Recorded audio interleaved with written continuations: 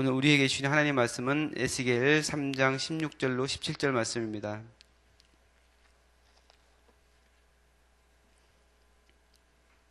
에스겔 3장 16절 17절 말씀 구약성경 1154페이지에 있습니다. 같이 한 목소리로 봉독하겠습니다. 7일 후에 여호와의 말씀이 내게 임하여 이르시되 인자야 내가 너를 이스라엘 족속의 파수꾼으로 세웠으니 너는 내 입의 말을 듣고 나를 대신하여 그들을 깨우치라. 아멘. 자, 우리가 에스겔서를 같이 묵상하고 있는데 에스겔서 전체는 세 부분으로 구성되어 있습니다.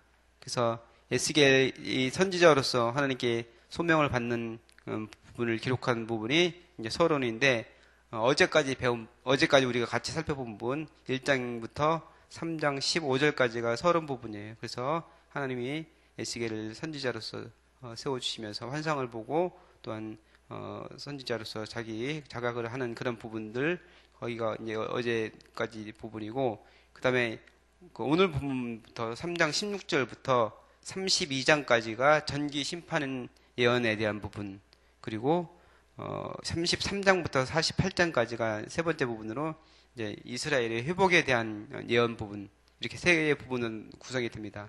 근데 이제 다시 심판에 대한 거 이제 그 전기 심판에 대한 그런 예언 부분이 또 두 부분은 나뉘는데 전반부 후반부로 나뉘는데 전반부는 예루살렘이 함락되기 이전 남유다의 멸망에 대해서 계속해서 예언하는 그런 부분이 3장 16절 오늘 본문부터 24장까지 그 다음에 이제 25장부터 32장까지는 후반부로 남유다에 대해서 이제 적대적인 그런 주변 국가들 거기에 대해서 하나하나 심판을 선포한 그런 내용들입니다.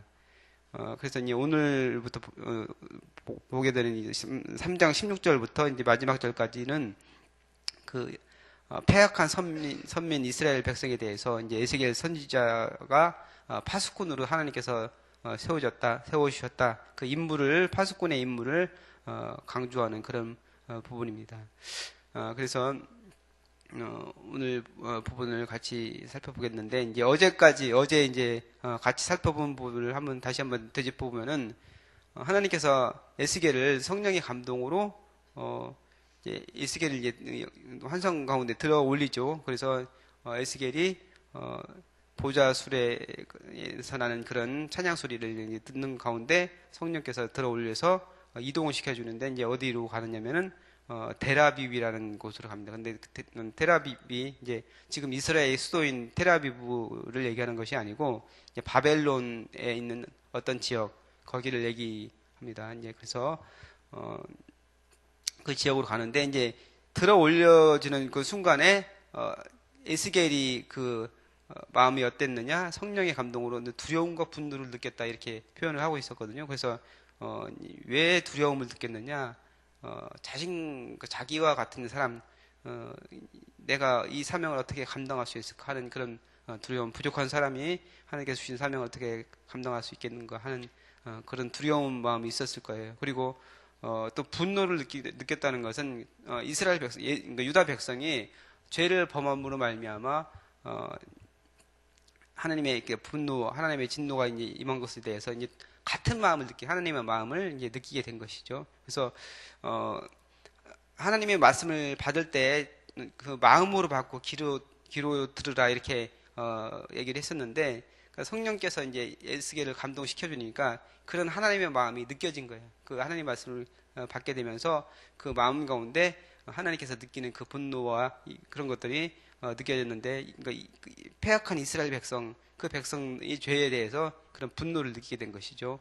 그래서 그런 들어 올려지는 그런 과정 가운데 그런 마음을 느끼고 이제 텔아비브라는 곳으로 이제 가게 됐는데 이제 거기는 텔아비브는 그 지명이 어떤 의미를 가지고 있냐면은 홍수의 언덕이라는 그런 의미를 가지고 있다고 그래요. 그러니까 홍수가 나와서 흙 같은 거 이런 게 쌓여가지고 언덕이 된 것이죠. 그래서 그 홍수의 언덕이라는 그런 의미를 가지고 있는데, 그러니까 에스겔이 이제 환상을 본 그발 강가 거기에서 이제 멀지 않은 그런 곳이라고 그래요. 뭐 정확히 알 수는 없는데 어쨌든 대략 그 정도일 것이다 이렇게 생각을 하고 있는데 거기는 이제 홍수가 나고 폐허가 된 그런 지역이기 때문에 사람들이 살지 않는 그런 곳이에요. 그래서 버려진 그런 땅인데 거기에 이스라엘 백성, 유다 백성들을 포로로 잡아와서 거기다 이제 이주를 시킨 거예요. 또 거기서 개간하면서 살아라 하고서 이제 그 폐허가 된 그 땅에다 옮겨놓은 것이죠. 그러니까 이제 얼마나 힘들었겠어. 거기서 이스라엘 백성이 거기를 이렇게 개간하면서 거기 살아가야 되니까 뭐 좋은 땅으로 간 것이 아니고 사람들이 살지 않는 그 땅으로 옮겼기 때문에 힘들고 어려운 가운데서 거기서 이제 살아갔다는 것이죠. 근데 이 부분을 보면서 이제 우리나라의 그 고려인들, 뭐 조선족들 이런 분들이 있지만 그 고려인들에 대해서 이제 한번 생각을 해봤어요. 어떻게 보면은 그 비슷한 운명이 아니었는가 이렇게 싶어서 생각을 하게 됐는데 그 한인 디아스포라로 이제 이분들이 일제 시대 때 일본의 압제 뭐 그것을 이제 견디다가 피해하기 위해서 이제 연해주 지역으로 많이 사람들이 모여서 살았다고 그래요. 그곳에 모여서 집성촌을 이루고 살기도 하고 나름대로 뭐 어느 정도 뭐 부도 쌓기도 하고 그곳에서 잘 살아가는 그런 사람들, 그러니까 많은 또 독립운동을 하기 위해서 그곳에 모여있던 사람들도 있고 많은 분들이 거기에 있었는데 1930년대 스탈린이 이제 그분들을 강제로 이주시켜 버렸어요. 이게 스탈린이 이주 정책을 세워가지고 어디로 보내냐면 중앙아시아, 그 우즈베키스탄하고 이제 카자흐스탄으로 거기 살던 사람들을 다 옮겼는데 몇 명 얼마를 보냈느냐? 거의 20만 명에 가까운 사람들을 다 강제로 이주시켰다고 그래요. 근데 우즈베키스탄과 카자흐스탄 그 지역이 어떤 곳이냐? 사람들이 잘 살지 않고 황무지 땅 거기로 그냥 옮겨온 거예요. 옮겨서 기차를 타고 가다가 그냥 내려준 거예요. 그러니까 뭐 살아가긴 해야 되는데 아무것도 없고 뭐 농기구도 없고 그냥 뭐 허허벌판이 내려줬으니까 어떻게 해. 그냥 손으로 땅을 파면서 이제 거기서 살아갔다고 그래. 그래서 이제 농사도 짓고 뭐 이렇게 하면서 그 사람들이 이제 살아가는데 우리나라 사람들도 강인한 면이 있고 또 인내력도 있고 뭐 또 뭐 어떤 뭐 다른 민족보다 좀 더 끈질긴 그런 부분들이 있잖아요. 그래가지고 거기서 정말 많은 사람들이 죽기도 했지만 농사를 뭐 훌륭하게 잘 짓기도 하고 또 경제적으로도 많이 이제 인정받는 그런 사람들도 재계나 또한 정계에 또 이름을 날린 그런 사람들도 많이 있었다고 그래요. 그래서 우리나라 사람들이 이제 고려인으로서 그 러시아 지역 그리고 그러니까 우즈베키스탄 그리고 카자흐스탄 그쪽 지역에 이제 살아가면서 정말 힘들고 어려운 과정 가운데서 강인한 생명력을 유지했던 그런 것을 생각을 하면서 이제 이스라엘 백성과 어떻게 보면 비슷한 그런 생각을 하게 됐어요. 제가 이제 지난번에 러시아 선교 갔는데 빼째르부르크 그 교회 통역을 하는 그런 목사님이 있는데 유두밀라 목사님이라는 분이 계셨거든요. 이제 그분이 한인 3세, 고려인 3세인데 이분이 이제 그쪽 이제 말하자면 우즈베키스탄 그쪽 지역으로 이제 옮겨진 분의 이제 후예인 것이죠. 그래서 그곳에서 하나님의 은혜를 받아서 열심히 이제 신앙생활을 하는 가운데 이제 신학교에 가서 공부를 해서 이제 목사님이 된 분인데 이분이 이제 손녀딸이 있는데 굉장히 또 아픔이 있더라고요. 그때 이제 찬양을 하는데 앞에 나와서 워십을 하는 그런 자매가 있었는데 그 자매가 바로 손녀딸이라고 그러는데 그 체르노빌 원전 사고가 있었잖아요. 근데 그때 많은 사람들이 죽고 그 주변에 있는 사람들이 이제 어려움을 당했는데 거기서 이제 멀지 않은 곳에 있었나 보더라고요. 그래서 이제 많은 사람들이 죽고 그 손녀딸과 같은 나이 또래 애들이 거의 대부분이 죽었다고 그래요. 근데 손녀딸도 그 사고 여파로서 신장에 이제 암이 생겨가지고 어릴 때 아주 어렸을 때 이제 암 수술을 하고 힘든 가운데서 이렇게 살아남았는데 이렇게 아름답게 또 찬양을 하고 하는 모습이 굉장히 은혜가 됐어요. 그리고 그 유드밀라 목사님 하나님께서 부르심 거기에 순종해서 이렇게 사역을 감당하는 모습을 보면서 같은 이제 위로 올라가면은 같은 어떤 한인으로서 우리가 같은 핏줄을 가지고 있는 그런 사람인데 그곳에서 그렇게 살아가는 모습을 보면서 좀 가슴이 이렇게 짠한 그런 느낌을 받았거든요. 그래서 어떻게 보면은 그 에스겔도 그런 마음, 그러니까 동족이 그렇게 힘들고 어려운 과정 가운데서 살아가는데 그들이 또한 제약 가운데서 아직도 잘 깨우치지 못하고 있는 그런 부분들을 보면서 뭐 아픔이라든지 안타까움과 연민 이런 것도 있었고 또 분노하는 그런 마음도 있었고 좀 복잡한 심정이었을 거라고 생각이 돼요. 그래서 소명을 받은 이후로 거기 그쪽 델아비브로 옮겨져서 이제 7일 동안 두려워 떨면서 아무것도 하지 못했다 이렇게 얘기를 하고 있거든요. 그래서 어제 이제 목사님도 말씀하셨지만 선지자로서 소명을 받으면서 이제 본 환상 이런 것들이 뭐 우리가 상상할 수 있는 그런 부분이 아니잖아요. 그래서 거기에 대한 충격이라든지 뭐 이런 것들을 보면서 좀 굉장히 좀 뭐 혼란스러웠을 거예요. 그 상황이 그거를 다시 이제 가다듬고 다시 한번 좀 정신을 차리는데 한 7일 정도, 일주일 정도 걸렸다 이렇게 얘기를 하고 있는 것이죠. 또 동족의 그런 폐역상을 보고서 거기에 대해서 마음에 이제 분노가 일어나는 거 이것도 이제 잘 또 다스리는 그런 시간이 필요한 거고 또 선지자로서 사역을 또 해야 되는데 거기에 대한 준비 기간으로서 또 7일이 필요했다고 볼 수 있습니다. 그런데 이제 드디어 7일 뒤에 7일이 지나고 나서 하나님께서 말씀으로 에스겔을 부르시는데 하나님께서는 우리에게 7일이라는 시간을 주셨다는 것이 굉장히 의미가 있다고 생각해요. 그러니까 우리의 형편과 처지를 아시고 우리 연약함을 아시는 분이 바로 하나님이라는 사실이죠. 그래서 우리를 지으신 하나님 또한 우리를 부르신 하나님이 우리가 어떤 상태인지 우리가 어떤 존재인지를 너무나 잘 알기 때문에 우리가 회복되고 다시 한번 주의 사명을 감당하기 전에 추스릴 수 있는 그런 시간이 되기까지 기다려 주시는 하나님이다. 자신의 감정을 다스릴 수 있는 그런 정도가 되기까지 기다려 주시는 그런 하나님이라는 사실을 또 우리가 기억할 필요가 있습니다. 또한 이제 에스겔은 그 분노와 어떤 두려움 이런 것이 있었지만 계속 그 가운데 있을 수 있는 건 아니죠. 하나님께 소명을 받은 사람으로서 얼른 다시 추스리고 주의 사역을 감당해야 되는데 가슴은 이렇게 막 그 분노 거룩한 분노가 있어야 되고 어떤 뜨거운 이런 게 있어야 되지만 머리는 냉철해야 된다 이렇게 말씀을 하고 있습니다. 그러니까 우리가 주의 사역을 감당할 때 이런 태도로 그러니까 가슴은 정말 어떤 죄악이라든지 이런 것에 대해서는 분노도 하고 막 뜨겁고 이렇게 해야 되지만 머리는 냉철해서 잘 상황 가운데서 판단을 하고 여러 가지 이런 것들을 잘 감당할 수 있어야 된다 이렇게 말씀을 하고 있습니다. 그래서 이제 7일 뒤에 드디어 하나님께서 말씀을 하시는데 그 7일이라는 시간이 어떤 시간이냐? 구약에서 제사장이 위임식을 할 때, 그러니까 위임식을 하면은 이제 성막 안에서 위임식을 하는데 1절 7일 동안에는 밖에 나가지 않고 그 안에서 거하면서 위임식을 거행했다고 그래요. 그래서 그 뒤로 이제 제사장으로서의 사역을 감당하는데 에스겔이 나이 30에 하나님께 부름을 받았잖아요. 그러니까 30이라는 나이는 제사장으로서 임무를 감당할 수 있는 나이, 시작하는 그런 나이라고 그래요. 그래서 이제 제사장 임무를 시작하는 것이 아니고 선지자로서 부름을 받았는데 제사장이 이렇게 위임식을 하듯이 하나님께서 7일 동안 준비 기간을 두면서 하나님의 사역을 감당할 수 있도록 하셨다. 이렇게 볼 수 있습니다. 그래서 이제 드디어 이제 하나님께서 7일 후에 말씀을 하시는데 뭐라고 말씀하냐면은 인자야 내가 너를 이스라엘 족속의 파수꾼으로 세웠다 이렇게 말씀을 하고 있습니다. 그러니까 뭐라고 시작을 하냐면 인자야라고 시작을 하고 있습니다. 인자라는 말은 그냥 사람아 이런 말이라고 그랬죠. 그래서 그냥 피조물 하나님께서 지으신 연약한 그릇과 같은 존재 피조물인 그 사람이다.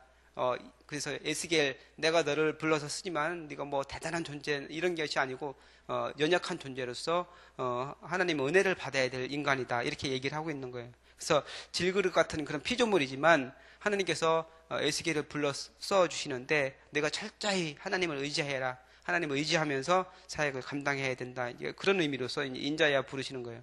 그러면서 파수꾼으로서의 사명을 말씀하시는데 파수꾼이 어떤 일을 하는 사람입니까? 파수꾼은 그 높은 성벽 위에서 이제 높은 망대에서 주변의 그 동태를 살피는 거예요. 그래서 외적이 침입하나 안 오나 이제 외적이 오는 것을 미리 보고서 그것을 조치해서 사람들에게 알리는 그런 역할을 감당했던 게 바로 이제 파수꾼이죠. 그래서 파수꾼이 그 일을 소홀히 해서 잘못해가지고 외적이 들어오는데도 그것도 알지 못하고 알리지 못하면은 그 파수꾼 하나 때문에 전체가 위험에 처하고 망하게 될 수 있다는 것이죠. 그래서 파수꾼이 얼마나 중요한지 알 수가 있는 것이죠. 그래서 파수꾼의 일이 정말 힘들고 고통스럽고 지루한 그런 사역이에요. 그러니까 계속해서 그냥 살펴보기만 하고 시간을 보내야 되는 것이기 때문에 그 일이 힘든 거예요. 군에 갔다 온 뭐 분들은 다 알겠지만 보초를 쓰는 게 굉장히 지루하고 힘든 일이에요. 그래서 군대는 두 가지 보초와 점호만 없으면 할만하다 뭐 이런 얘기도 하는데 굉장히 힘들어요. 보초 쓰는 게 시간도 잘 안 가고 지루하고 막 겨울에는 특히 춥고 아침 밝기 전에 해가 뜨기 전이 가장 지루하고 힘들고 막 그러거든요. 그래서 굉장히 힘든데 성경에도 시편 130편 6절에 보면은 파수꾼이 아침을 기다림보다 내 영혼이 더 주를 바라나이다 이런 말씀이 있는데 이제 파수꾼이 그 아침이 되면 가장 춥고 힘들고 뭐 고통스러운 그 시간에 아침이 되는 걸 막 기다리는 것처럼 내가 주님을 바랍니다 이런 심정으로 이제 노래한 것을 볼 수 있는데 그처럼 이게 파수꾼은 힘들고 어려운 그런 일을 하고 있는 거예요. 근데 우리가 그런 말이 있죠. 작전에 실패한 병사는 용서할 수 있어도 경기에 실패한 병사는 용서받지 못한다. 정말 중요한 사역이 바로 이 파수꾼의 임무라는 것이죠. 그런데 그 에스겔에게 바로 이 파수꾼의 임무를 주시는 거예요. 그래서 파수꾼의 임무를 주시면서 뭐라고 말씀하십니까? 너는 내 입의 말을 듣고 나를 대신하여 그들을 깨우치라 이렇게 말씀합니다. 그러니까 하나님께서 주신 그 말씀을 듣고 그것을 사람들에게 전하는 파수꾼이 적이 오는 것을 보고서 사람들에게 알려서 그것을 미리 준비하게 하는 것처럼 하나님의 말을 듣고 그것을 백성들에게 얘기를 해서 그 사람들이 준비할 수 있도록 그 사람들이 망하지 않도록 그 역할을 감당해라 이렇게 얘기합니다. 그러니까 자기 동족의 파수꾼으로 에스겔을 세워서 그들이 이게 바른지 잘못된 것인지 그거를 판단할 수 있도록 분별할 수 있도록 그 사람들을 깨우치라. 또 그들에게 하나님의 진리의 말씀을 전해서 죄악 가운데 있지 않고 죄악을 범하지 않는 그런 사람들이 되도록 하여라 이렇게 또 얘기하고 있는 것입니다. 그리고 하나님께서 이제 심판을 주신다. 이제 재앙이 내릴 것이다. 하나님의 심판이 있을 것이다. 이것을 미리 얘기하여서 그들이 그것을 준비할 수 있도록 그 경고하는 그런 사명을 주셨다는 것이죠. 그래서 에스겔을 바로 파수꾼으로 부르시는 내용이 바로 오늘 우리가 같이 본 그런 말씀입니다. 하나님께서는 여기 있는 모든 분들도 동일하게 파수꾼으로 세웠다고 볼 수 있습니다. 우리를 세상 사람들 가운데 파수꾼으로 하나님의 어떤 그런 말씀, 하나님께서 이 세상에 향한 그런 뭐 진노라든지 또한 망해가는 그런 사람들, 예수님을 모르고 죽어가는 그 사람들에게 주님의 말씀을 전할 수 있는 그런 파수꾼의 역할을 우리에게 주셨다고 생각을 합니다. 그래서 오늘 하루도 여러분 파수꾼의 사명을 잘 감당하는 여러분 되시기를 주님의 이름으로 축복합니다. 기도하겠습니다. 하나님 감사합니다. 오늘 에스겔을 하나님께서 다시 부르셔서 파수꾼으로 세워주시는 부분을 우리가 같이 살펴보았습니다. 하나님께서 에스겔에게 귀한 사명을 주시고 가장 중요한 그런 사명을 주신 것처럼 우리도 또한 이 세상에서 파수꾼으로서의 사명을 주신 것을 알고 있습니다. 하나님 우리가 그것을 잘 감당할 수 있는 모든 분들 될 수 있도록 인도하여 주옵소서. 오늘도 주님과 동행하면서 주님의 그 귀한 음성을 듣고 순종할 수 있는 우리의 삶이 될 수 있도록 하나님께서 축복하여 주옵소서. 감사드리며 예수님의 이름으로 기도합나이다. 오늘 같이 드리실 공동기도문 말씀 삶 공동체입니다. 말씀과 삶이 어우러져야 참된 부흥이 일어나는 것을 믿습니다. 우리 허물과 연약함을 겸허하게 고백하며 말씀을 사모합니다. 진리의 말씀 성경에 약속된 하나님의 부흥을 기다립니다.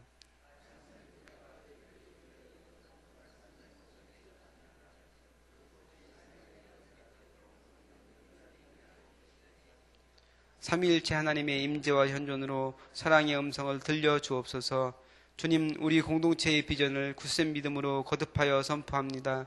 하나님 말씀의 거룩한 리더십으로 그리스도인의 삶과 세계를 변화시킨다. 아멘. 주기도문 하시겠습니다. 하늘에 계신 우리 아버지, 아버지의 이름을 거룩하게 하시며 아버지의 나라가 오게 하시며 아버지의 뜻이 하늘에서와 같이 땅에서도 이루어지게 하소서. 오늘 우리에게 일용할 양식을 주시고 우리가 우리에게 잘못한 사람을 용서하여 준 것 같이 우리 죄를 용서하여 주시고 우리를 시험에 빠지지 않게 하시고 악에서 구하소서. 나라와 권능과 영광이 영원히 아버지의 것입니다. 아멘. 기도 제목 나누겠습니다. 지금 들은 말씀이 내 삶으로 이어지게 하옵소서. 수요예배 말씀을 전하시는 담임 목사님과 말씀을 듣는 성도들에게 큰 은혜를 주옵소서. 성경 2000통독을 통해 말씀의 복이 충만하게 하소서. 평신도 인문학 독서 모임을 통하여 하나님을 아는 지식에서 자라게 하여 주옵소서. 각 기관 총회와 연말 사역을 준비하는 손길을 복되게 하옵소서. 말씀 성전 입당 7주년을 준비하며 더욱 힘차게 부흥하는 교회가 되게 하여 주옵소서. 내일 진행되는 예배 콜로키움을 축복하시고 예배가 회복되고 교회가 새로워지는 계기가 되게 하여 주옵소서. 지진으로 인해 고통받는 이들을 지켜주시고 북한의 위협으로부터 우리나라를 보호하여 주옵소서. 또한 계속해서 올렌 솔롱고를 위해서 속히 의식을 회복하고 하나님의 기적을 보여주옵소서 기도해 주시고, 또한 수능시험을 본 우리 자녀들을 위해서 좋은 각자 원하는 대학에 다 들어갈 수 있도록 위해서 기도해 주시기 바랍니다. 또한 여러분이 가지고 나오신 소원 주님께 아뢰신 후에 자유롭게 들어가시기 바랍니다. 기도하겠습니다. 하나님 감사합니다. 오늘도 귀한 말씀을 통해서 영접 주시니 감사합니다. 하나님 예수님을 세계적으로 주시고 하나님 주님께서 예수님에게 하나님의 마음을 함께 해주시고 귀한